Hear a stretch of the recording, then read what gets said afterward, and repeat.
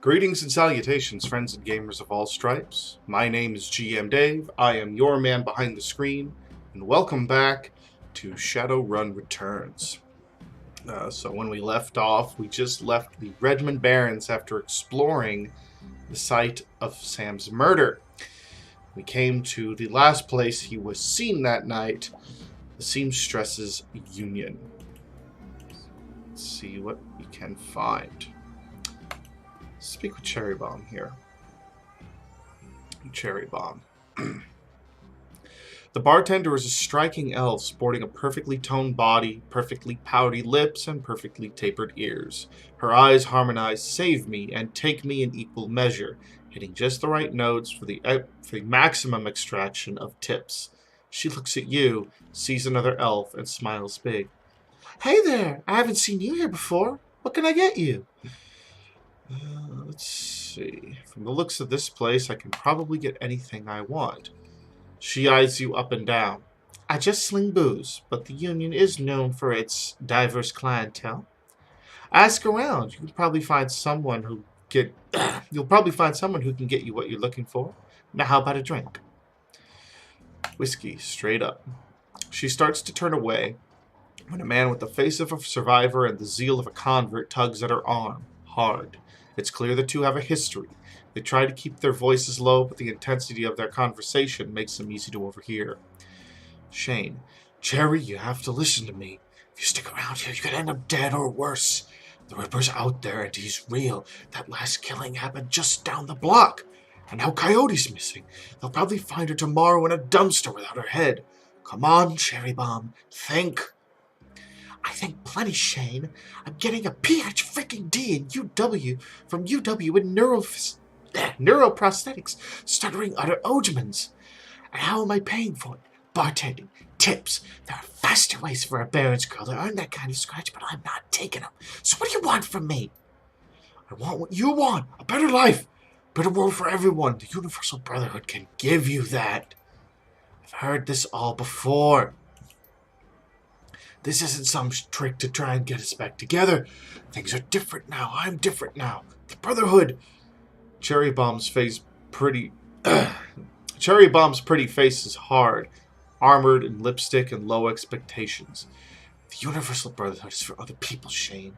Rich Bellevue types who can afford their membership fees and voluntary donations. This isn't about money. It's about bending the world together in the Brotherhood. Come with me. Attend a discovery meeting. Get to the core of who you are. I heard Lynn Telestrain give a talk last night called The New Family of the Sixth World. I've got a family right here, Shane. They're drunks and lowlifes and whores, and I'd choose them over any of your Brotherhood members. Now buzz off. I need to get back to work. With body language that leaves no question that the conversation is over, Cherry Bomb turns her back on him. And off he goes. Sorry, I got interrupted. Let's see. Boyfriend find religion? Her eyes narrow. Something like that?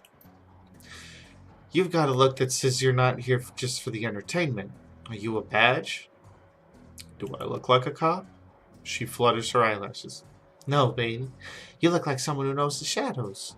We're trained to spot a bronze the minute they walk in here. Something I can help you with? I have a few questions. Ask away. Tell me about this place. Some come here for booze, some for companionship. Others are looking for something they can't get anywhere else. If it's illegal or immoral and it can be bought, sold, rented, or consumed, you can probably find it here. Union seems to attract people like you. Who was that you were talking to? Shane. Old boyfriend. He used to work here. Then one day he saw a billboard for the Universal Brotherhood, and that was that. Went to a meeting, made new friends, moved in with them. I was happy for him, till he started coming around trying to recruit me. I don't need that dreck. That guy mentioned Coyote. She here? She looks worried. No, I think she's away on business. Business, hmm? Is she a shaman? With a name like Coyote... She laughs. No, she shot a coyote once, thinking it was the shaman who double-crossed her. We've been calling her Coyote ever since. Her face falls. She's been missing for a couple days now. Some people think the Ripper got her, but I know her. Coyote can take care of herself. Ever hear the name Sam Watts? She nods. Excuse me. Sam was a regular customer and a regular pain in the ass for as long as I've been here. Talked a big game, but he was always broke. As soon as he got any money in his pocket, it went straight to his head. Chips, drug, or booze. Coyote had a soft spot for him, though. Did you see Sam not on the night he died? No, that was Coyote's shift. Oh, who runs this place? I'd like to talk to them. That would be Mrs. Kubota. She's in the back room. You can't miss her. Thanks for the intel. I appreciate the help. Gutter punks have to stick together. Talk to you later. Alright. So we got us a lead. That's not how Coyote does it. Blah, blah. Hey, lady. I got some extra outfits I'm trying to unload. You want first dibs? Well, let's see what he got. Okay, so armor fender. Already got that. Since we got a nice chunk of cash.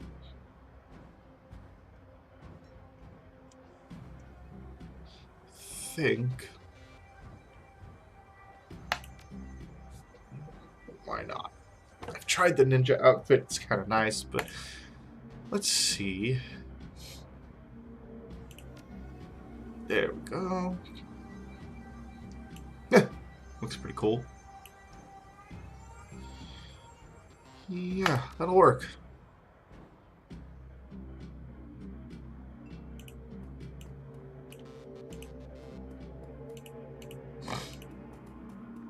How about you? Jen Parks. The Asian woman's expression reads open for business, but her demeanor reads dealer rather than companion. She has a jack on her neck, a gun on her hip, and a chip on her shoulder. She eyes you with a sneer. You look like you could use some firepower. Something simple. I got guns so smart they practically fire themselves. You looking for tech? Got some of that too, if that's the way you roll. Let's see what she's got.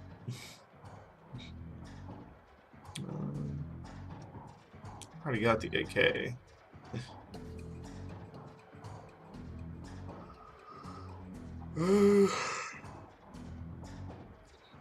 Consumables, grenades, medkits. I think I should be good on most of that right now. I think we'll leave it as is for the time being. Let's talk to this guy. Mr. Kluba. Posted at the doorway to the VIP section is a tower of a troll. Posted at the doorway of the VIP section is a tower of troll muscle wrapped in an impossibly tailored suit. Whether the product of good genes or expensive aftermarket cosmetic work, the troll's gleaming horns perfectly frame his face, and his polished tusks and goatee accentuate the set of a lantern jaw. Welcome. Please behave yourself. Funny place for the architect to put a wall. Load-bearing, too. You have business here? Looking into the death of Sam Watts. Heard about that. Real shame what happened to him. There's a sharpness in Klua's eyes, the look of a man who's seen much and earned wisdom at a young age. In your role here, I suppose you often escorted Sam to the door. Yes, albeit gently. Sam was a drunk, but he wasn't usually a violent one. Usually? What about the night he died? He was a bit agitated. Didn't catch the specifics. Might have been over a woman. Thought I was going to have to show him out, but I had to deal with a couple of rival go-gangers posturing for one of the working girls upstairs. Jake helped Sam out instead. I appreciate your talking with me. Happy to help. Let's see what else. Johnny Clean. The man is dressed like a janitor, but is wearing unusually clean overalls. He's tall, rail thin, and has a cunning look in his eye that says he's more than just a maintenance man. Howdy. Name's Johnny Clean. You new? I am. I imagine you've seen all sorts of things in a place like this, huh? True, quite true. And I keep my mouth shut about it, too. That's the secret to keeping a job here, and staying alive in general. Well, gotta work. See you around. Noog. What do you have, Noog? Covered in glowing magical talismans and fetishes, the troll does not seem fully of this world. He mumbles to himself constantly, apparently participating in several conversations at once, but with entities you can neither see nor hear. Mother, I told you, it's not like that at all. Bring me proof, and you shall have it. I'm honored, your majesty. That was why I said use mustard instead of ketchup. Forgive me, Jean, I was a fool. He looks you in the eye, his other conversations on hold. You may peruse my magical wares and see their glory. No thanks for now. Yeah, Mrs. Kubota. There we are. Mrs. Kubota watches you cross the room, sizing you up as you approach. As you get closer, you can see that she's of mixed race, African and Japanese. Her demeanor says, "This is my house, mess with it at your own peril." But her eyes twinkle with a playful light when she speaks. I keep tripping up, I'm not sure why. Kabanwa, good evening. My, but aren't you the pretty elf? How can you tell beneath my gas mask? Are you enjoying the Seamstress's union? There should be plenty for a woman like you to enjoy. She eyes you closely. Or is this business? I'm tempted to ask what's upstairs, but not tempted enough. Tell me, oh my, what is it you're looking for? I'm looking for information. She eyes you suspiciously. Of course you are. Knowledge is power, eh? So I've been told. So, Ka, and why should I help you? Sam Watts. I'm looking for his killer. Her face brightens, amused. Ah, so you are the little insurance policy he would go on about when he was drunk. His avenging angel who would strike back at him from beyond the grave. What do you want to know? How well did you know Sam? I knew him. We all did. Sam was a regular here, whenever he could beg or borrow enough nuyen to become altered in some way. Drugs, chips, alcohol, it didn't matter to Sam as long as he was spent. He was always looking for his next fix.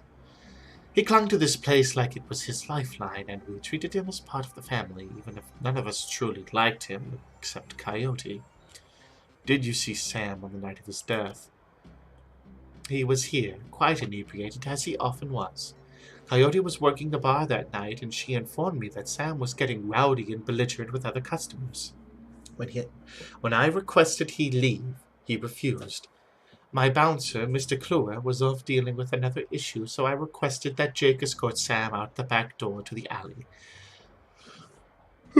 Excuse me. That was the last I saw of either of them. Why is this place called the Seamstress's Union? During the gold rush years, there was a consensus, and the politicians wanted as high a number as possible to gain power and revenue. To bolster their numbers, they decided to include all of the working girls, of which there were many, to the tolls. However, given the time, they could not list the girls' true occupation, so they entered them all as seamstresses. When a girl accumulated enough money... Oh, damn it, I skipped one on accident. When a girl accumulated enough money to open her own place of business, she named it a Seamstress's Union so potential workers would know that they would be treated fairly there, and thus a rich tradition was born. Maybe I didn't accidentally skip one. So you're a former seamstress? No. Perhaps when we know each other more, I will reveal more about myself. For now, enjoy the union. One more question. Can you tell me where to find Coyote? Her face darkens. Would that I could. I have not seen her in 2 days. She is a smart woman, and quite dangerous. but I fear for her.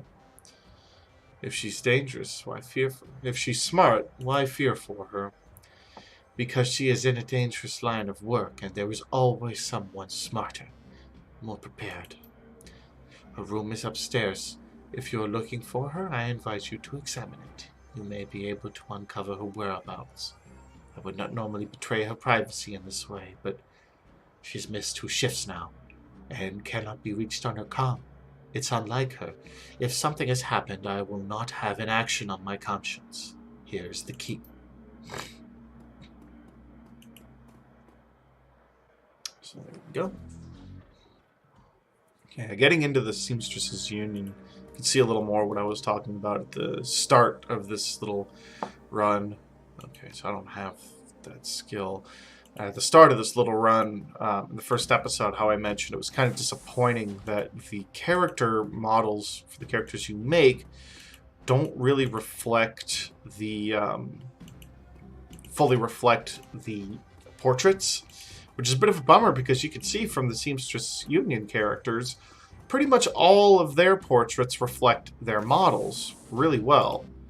So it would have been kind of nice to have that same treatment here, but it's not that big a deal. Looks like Coyote keeps her clothes on boxes on the floor. The stand is littered with action movies and cigarette butts. A framed painting of the Chicago skyline, done in stylized silhouette.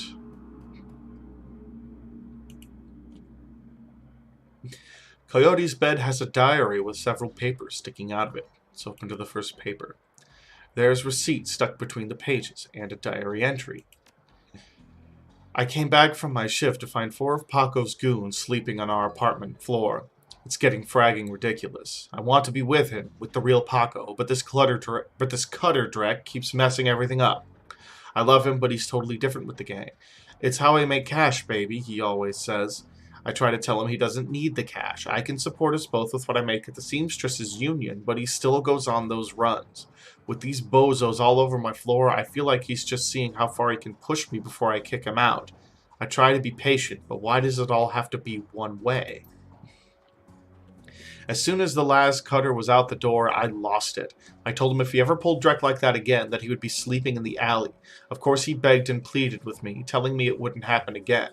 I don't want to deal with this anymore, but I don't want him to leave. He's the reason I got through all that stuff last year, got my bartending license, got this apartment, and this life. I know he cares about me and loves me, more than his involvement with the cutters. I just wish I could slice out that gang from our life together, slice out the fear that comes along with it. Let's now inspect the receipt. A receipt for a Browning Max power pistol from Gin Park downstairs with a note saying how big guns on hot women turn her on. Well, open the diary to the second paper. The paper has a handwritten poem on it and a diary entry. Let's read the entry. Sometimes it seems like Paco reads my mind or my diary.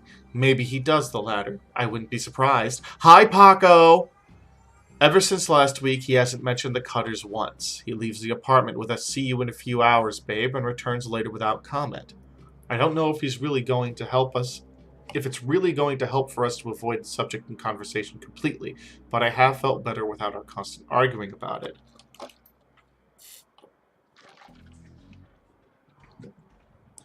The last 2 nights, I've come home from work to Paco waiting up for me, slouching on the old dumpster couch with a novel 4 inches from his face.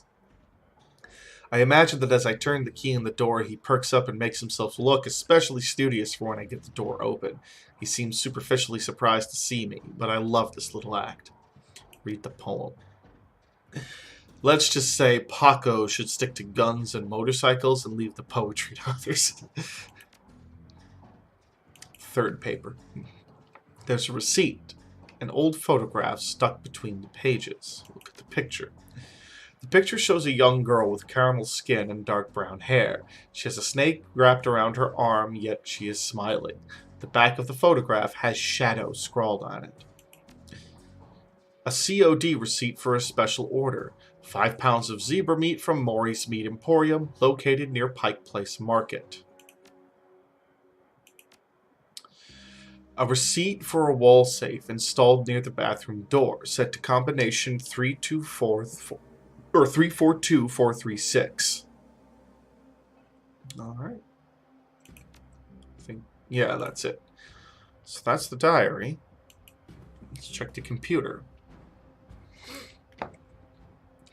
Coyote's computer is ancient, probably fished it out of a junkyard. It doesn't even have a data jack, and the cracked display is covered with fingerprints. Tapping the keyboard causes dust cake fans to spit up, only to display on-screen password. Without the password, the only other button on screen is the password recovery option. Please answer 3 security questions to reset the password. 1. Your first childhood pet. Shadow, as noted by the snake. Question 2. Your favorite musical act.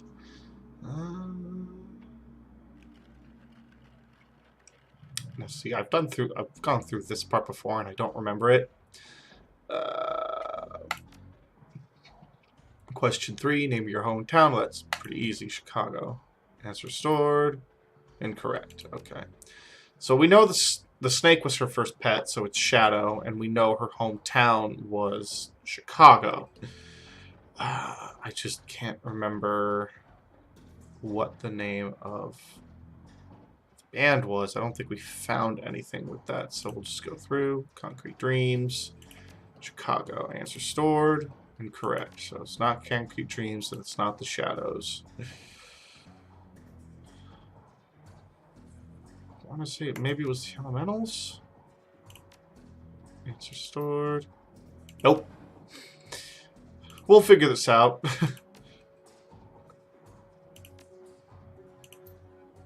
Okay, well, we're winding it down. Kind of nice how it just lets me keep doing it. Well, there's only one option left now. Starfire, Chicago. Okay. The computer has a basic list of applications: calendar, contact, access history, calendar. 3 days ago, meet with Delilah about gig. Today, meet Paco for date at Pike Place Market, due in 30 minutes. Contacts. Coyote's contact list is exactly one entry, someone named Paco. There is no comlink number or other contact information for him available. This does not seem like a very useful list of contacts. A quick scan of the recent searches shows that Coyote has been reading a great deal about hellhounds. It also suggests more than a casual interest in vintage action figures. Well, let's go ahead and check that safe. Broken Mirror was hiding a wall safe. Input the code. Beeps cheerfully in response. The door opens, and we get, frag grenade. We'll go ahead and send that to the stash.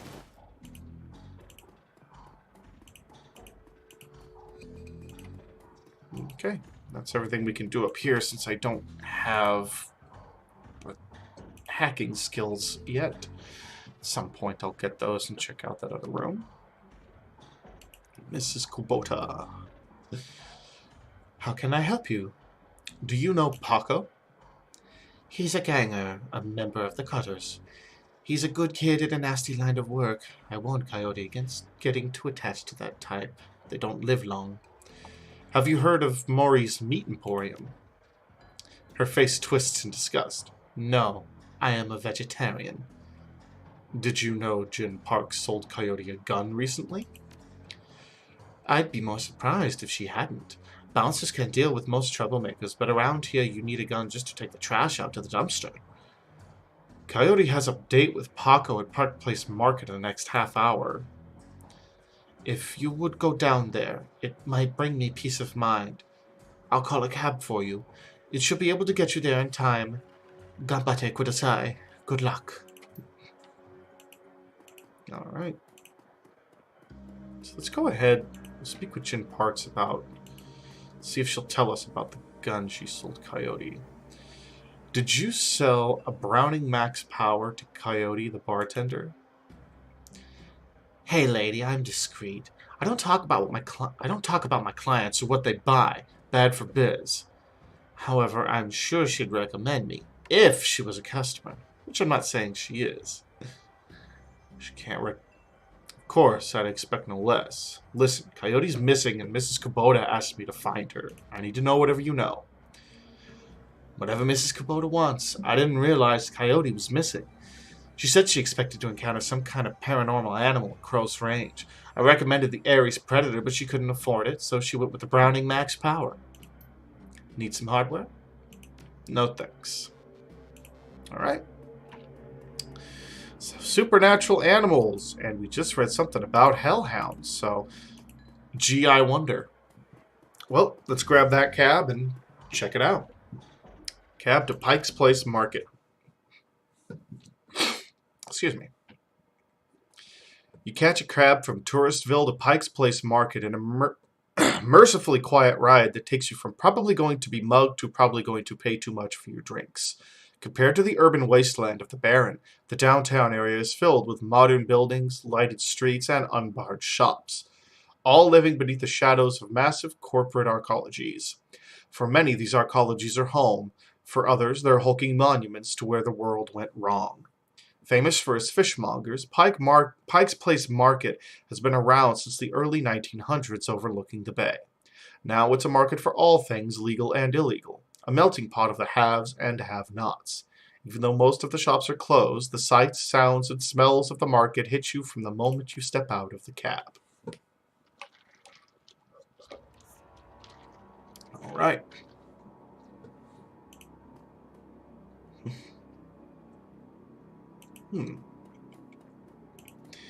Let's see. Patrick has to say. Oh, Universal Brotherhood. So, the handsome young man turns away from the crowd and fixes on you with his full, completely undivided attention. Ma'am, you are a beautiful elf, but you could be so much more. What are you selling? I'm not selling anything. We are giving away the secrets to a more fulfilling, happy, and productive life. Okay, I'll bite. What are the secrets to a more happy, fulfilling, and productive life? The first step is to simply come and listen. Tomorrow night, Lynn Telestrian will be speaking about the importance of family of the sixth world. Please join us tomorrow. The secrets of a better life shall be revealed to you. He smiles and turns back to the crowd. Evangelicals. So, let's see.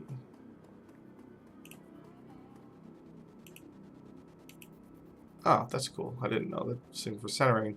Well, here's Paco. Let's go ahead and have a little talk with Paco here. Hey, you seen my friend around? Tall lady, dreads? The kid in front of you sports the trademark yellow of the Cutters gang. Young, clean-shaven, he stands like he owns the streets and everyone on it. He seems distracted, though, glancing around with increasing agitation. He looks you over as you approach. Watch yourself, Dandelion Eater. What do you want? Are you Paco? Or, careful, kid. You Paco? Who the hell are you?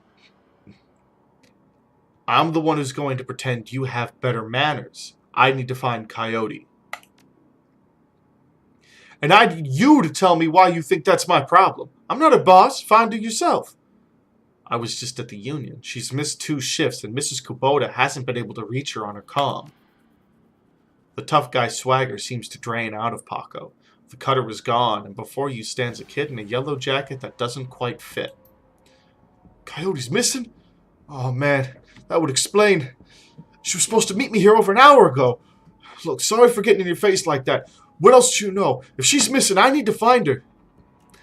Ever hear of a place called Maury's Meat Market? Coyote had a receipt for some zebra meat from there.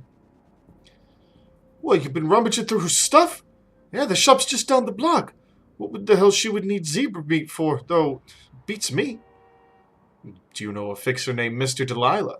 Coyote had a meeting with him a few days ago. I know of him, sure.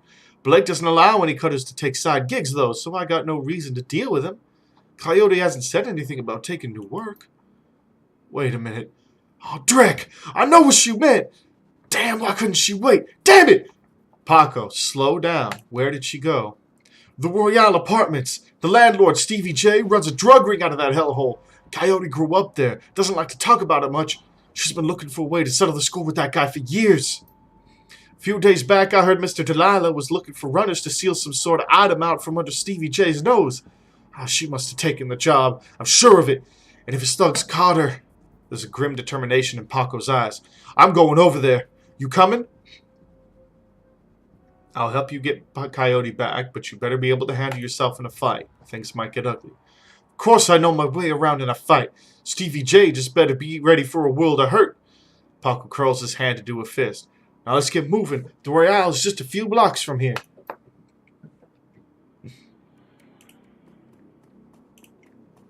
Alright. Let's see. I can't remember what Paco has for equipment, and I'm going to spend some karma. Shotgun and that. Unfortunately, I don't have access to my stash, so I can't give him the other outfit. We got a nice chunk of karma, so let's go ahead.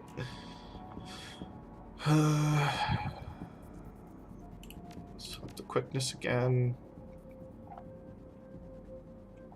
You know what? Let's go ahead and start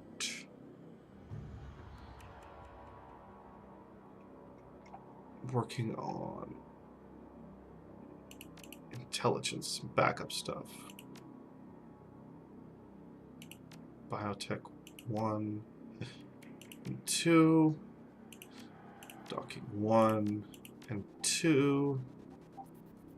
So we're going to do a little bit hybridization going into a little bit of the hacking stuff. And let's go ahead and I think for now we're okay on damage with our weapons. So we'll increase our dodge. That'll work.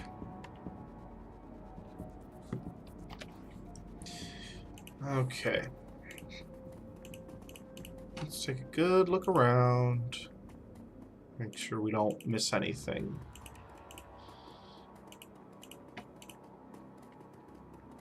I got dog on a stick here. Welcome to Vietnam. Alright. The small meat stand presents an enormous diversity of dead animals, from cow and canine to the exotic and paranormal. The pictures on the back of the stand feature a much older version of the man in front of you.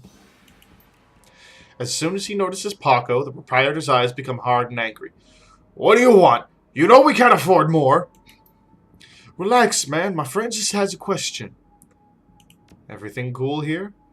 Yeah, everything's swell. Manny continues to stare daggers in Paco's direction. The name's Manny. Now what do you want? I have this receipt for an order of zebra meat. Still have it for me? I'll look it up. Yeah, I got it right here. 2 days past the pickup time. Didn't think anyone was going to come for it. Here, it's all yours now. Why would someone want to buy zebra meat for? Some people eat it, but I wouldn't recommend that. Tough as nails. We mostly sell it to core security teams who use it to reward their hellhounds. The flamers go crazy for the stuff for some reason. Oh, Drek! That's why Coyote wanted the zebra meat. Everyone talks about the pet hellhound Stevie J keeps locked up somewhere in the Royale. And if she never picked it up... Whatever. Anything else? Do you know someone named Coyote?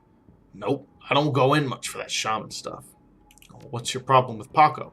Why don't you ask him? What the hell's that supposed to mean? It means your gang likes to stroll through here and relieve us merchants of our Nuyen. My dad stood up to them, and he's still in the hospital. Look, that's not my problem. I'm at the bottom of the cutter ranks anyway. I couldn't do dreck about that, even if I wanted to. Tell that to my dad. I don't have time for this. We need to find Coyote. You're right, Paco. Let's get going.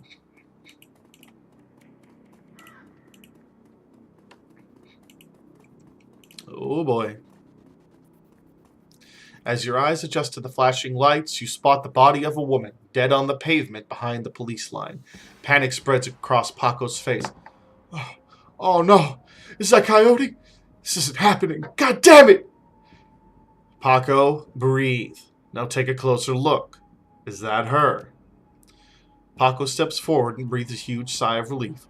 No, No, it's not her. Oh, thank God. Look, let's not hang out here too long, all right?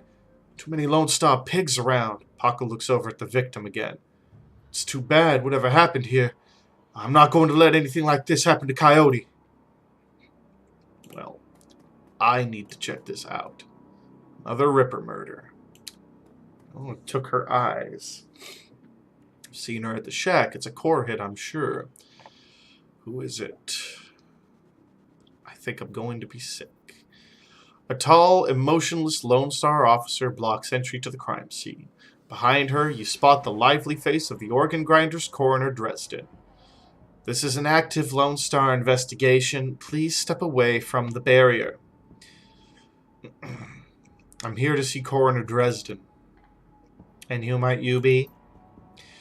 It's all right, officer. She's with me. Dresden steps up to the barrier with a warm grin. The officer looks at you with poorly concealed skepticism. Okay, then. Make it quick.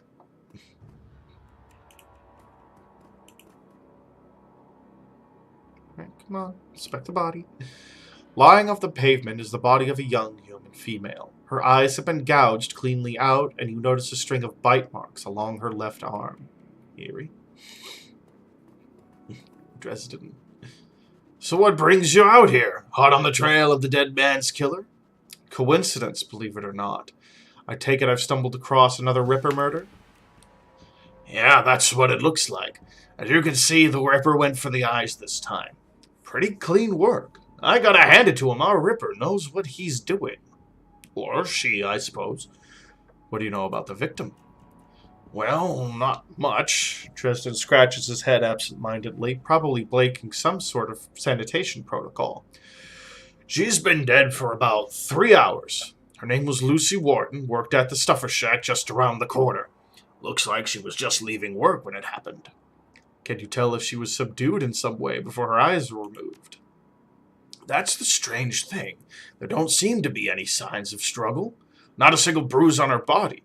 Yet she was clearly alive when the eyes are taken. Died of blood loss shortly thereafter. As to what knocked her out, I won't know until I can run some tests back at the lab. I thought you ran the Redmond franchise. Isn't Pike Place a little far from home? Yeah, well, I don't really mind the change of scenery. The coroner for the downtown branch is out on maternity, so I told management that I'd cover for her on this one. Plus, I want this sicko caught. What about the bite marks on her arm? Completely unrelated. It appears some wild dogs dragged the body out from the alley some time after her death. Any sign of magic use here? There were signs of an unusual explosion in the alley where Sam died. Now there's an interesting thought. Nothing obvious, though. I'm sure when McCluskey shows up, he'll call in the full magical forensics team, though, just to be sure. So the Ripper takes Sam Watts' liver and this woman's eyes. Any theories? Trophies of some sort, I suppose. Probably some symbolic significance to the killer. Beyond that, I couldn't speculate. Well, that's enough questions for now. Thanks, Dresden. Hey, I figure if I help you out, there's a better chance of getting the scumbag off the streets a little sooner. McCluskey wants the Ripper in a cell, sure, but he couldn't care less if he takes another dozen murders. Good luck out there, eh? Dresden starts to turn back to the body and then stops. Speaking of McCluskey, you should probably get going soon before he shows up. Officer Aguirre. The plainclothes Lone Star officer before you sports a tacky hat and a crooked grin to match. So you're the one who's working for the dead man, eh? McCluskey warned us you might be sniffing around after the Ripper. Lucky for you, I got here before McCluskey. I'm Officer Aguirre. Pleased to meet you. Now, seeing as this crime scene is going nowhere fast, what can I do for you? Well, what can you tell me about the murder that took place here? Not much, really. We know it was about 3 hours ago, and we know that her eyes have been surgically removed. Didn't need Dresden to figure that much out. He's been looking at the body, though, so he might have more. Me, I've been scanning the rest of the scene and looking for witnesses, but no luck so far. The damn Ripper might as well be a ghost. I take it you and McCluskey don't exactly see eye to eye. Let's just say McCluskey and I have conflicting interests. Well, do you have any leads on the Ripper that I should know about? Plenty, if you ask McCluskey. But the truth is, we're as clueless as you probably are. Thanks for your time, officer. Hey, hold on a minute there. You ever put in a donation for the Only Orphans Fund? The Lonely Orphans Fund? Yeah, see, you make a contribution to the fund, I put you on the list and let you know the next time we find any orphans that you might be interested in. Well, I'm always interested in finding out about any new orphans you discover. Excellent. Shall we say 300 million?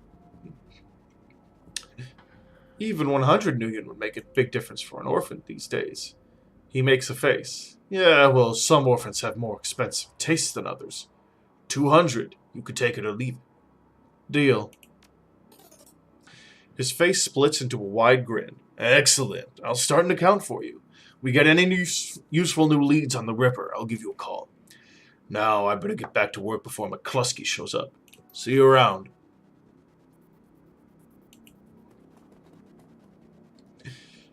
The elf standing before you may quite possibly be the ugliest elf you've ever seen.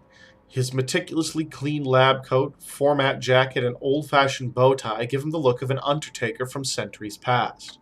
He notices you approach and locks eyes with you, smiling a thin, unnerving smile. Hello there, stranger. Might I inquire, do you know which organ grinder's facility this body will be removed to? Why would you want to know something like that? The elf giggles, a strange, high-pitched warble you would not expect to come from his misshapen face. Oh, just a hobby. Never mind that, though. A good evening to you and your friend, the coroner.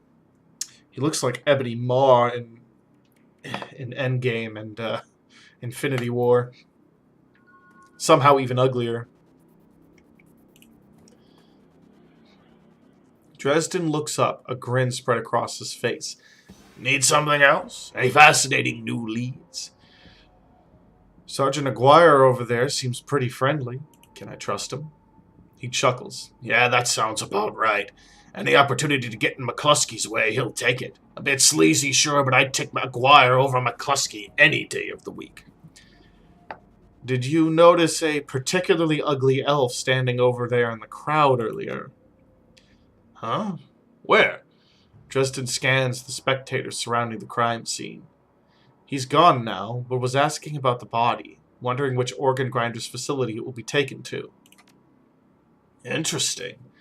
Well, there's those who might be interested in purchasing some of her parts, sure, but that's pretty poor form to inquire at the site of the murder. An ugly elf, eh? I'll keep an eye out. Shouldn't be too hard to spot if he comes back around. That's enough for now. Thanks, Dresden. Anytime. Well, the forensics training in me, and yes, I actually do have some. I studied it in high school. Tells me that it could very well be a murderer returning to the scene of the murder to bask in the glory of what he's done. Whether or not I'm right in that, we'll find out. Stuffer Shack. Ah, yep, there they are, talking about Lucy. The orc before you wears the standard Stuffer Shack employee getup.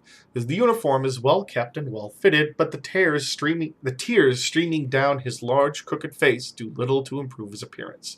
He does not seem to notice your approach. Oi, friend. Everything okay? No. The orc takes a deep breath before looking up. That was my friend on the pavement over there, Blind Lucy. We worked here 3 years together. And now, well, I guess the Ripper got her. Blind Lucy? Well, Lucy wasn't completely blind, but she was legally blind. Had to wear these huge glasses and hold things right up to her face, but she got new eyes about a year ago. Another lead. Any idea how she scored her new eyes? No, she wouldn't talk about it. Just called it her stroke of good luck. Guess that luck ran out. Seen anyone strange in the store lately?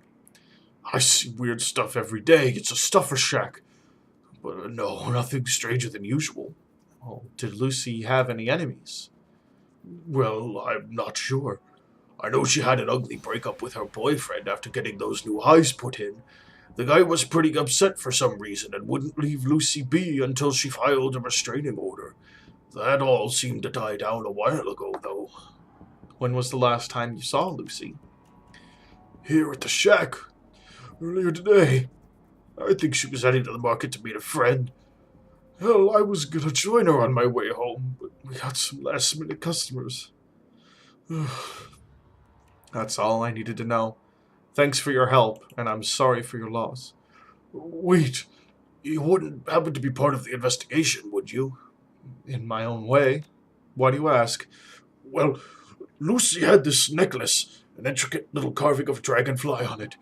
Wore it every day, said her mom gave it to her when she left Denver. Anyway, you know how Lone Star is. All her stuff will be bagged and placed in evidence storage until the Seventh World awakens. I just thought... Well, I thought if you could somehow get that necklace back before Lone Star cleans everything up, I could send it back to her family. I feel like I owe her that much. I understand. If I can find it at the crime scene, I'll get it for you. Well, thank you for your help, friend. You know where to find me. Well, let's go ahead, since it's literally right over here. We'll just swing back and do that real quick. Oh, excuse me. And then I think once we head into the tenement block, the Royale, we'll go ahead then and call it for this installment. You scan the ground near Lucy's body and spot a small wooden object mostly hidden beneath the dead woman's hair. This must be the necklace Frank was talking about. A thin, broken cord trails off to one side. It must have snapped during the struggle.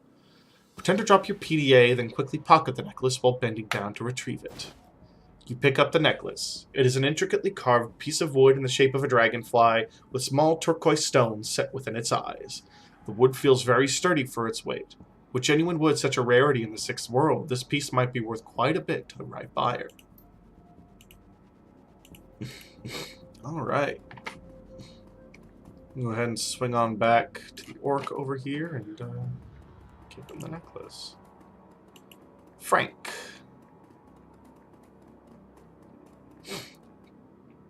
Frank looks you up as you approach. Were you able to find Lucy's necklace? I've got it right here, Frank. You can send this to her family now. As he takes the necklace from you, you can sense a weight lifting from Frank's shoulders. I'm glad I could do this much for Lucy at least. Thank you, friend. I owe you. Just make sure that this gets to Lucy's family. I don't want it turning up at some Lone Star office with my prints on it. Alright. And let's go ahead, speak to this junkie here a little bit. Hey, lady, you have any extra yen? Just need some sucrosum from the shack over there. Here's a $5. No way, bake brain. 10 soy cakes will fill you up for longer. Why not? I'll be generous. Have 10. Nutrisoy cakes will fill you up longer. Oh, thanks, chummer. Yes, I realize he's probably going to spend that on drugs, because he's a junkie. Come on, lady. Let's go find Coyote. Okay, I'm ready. And we'll wrap it up here. You roll up on the most impressive bit of tenement squalor you've seen in a long time. There's few street lamps here, and what light there is flickers with uncertainty, excuse me.